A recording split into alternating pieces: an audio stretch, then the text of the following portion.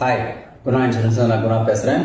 நம்ம என்ன பண்ண போகிறோம், இப்போ வாகனங்கள் இன்சூரன்ஸை பற்றி நம்ம பார்க்க போகிறோம். இதில் கார் இன்சூரன்ஸை பற்றி பார்க்க போகிறோம். காருன்னு நான் சொல்கிறேன், ஆனால் காரு மற்ற வண்டி ஆல் வெஹிக்கிள்ஸையும் நம்ம இதில் எடுத்துக்கலாம். முதல்ல இதில் எஜுகேஷன் வீடியோ இது. ஃபஸ்ட்டு வண்டி இன்சூரன்ஸ்னால் என்னன்னு ஃபஸ்ட்டு பார்ப்போம். என்னன்னா, நம்ம முதல்ல வண்டிக்கு நம்ம எடுக்கிறோம். இது வந்து ஃபுல்லாகவே நம்ம இன்சூரன்ஸ் எடுக்கிறோம். நம்ம வண்டி நம்ம ஓட்டிகிட்டு இருக்கோம். நம்ம வண்டிக்கு ஏதாச்சும் ஒரு டேமேஜ் ஆகிடுச்சுன்னா நம்ம என்ன பண்ணலாம்னா, நம்ம காசை விட்டு தான், நம்ம கை காசை விட்டு தான் பண்ணுற மாதிரி இருக்கும். சப்போஸ் நம்ம இன்சூரன்ஸ் இருந்ததுன்னா நம்ம இன்சூரன்ஸ் கம்பெனி நமக்கு என்ன டேமேஜோ அவங்க கொடுத்து நம்ம வண்டி மறுபடியும் திரும்பி சரி பண்ணி ஓட்டுறதுக்கு அது யூஸ்ஃபுல்லாக இருக்கும். அதுக்கு இன்சூரன்ஸ், அது ஒரு இன்சூரன்ஸ் நம்ம தெரிஞ்சுக்கிறோம்.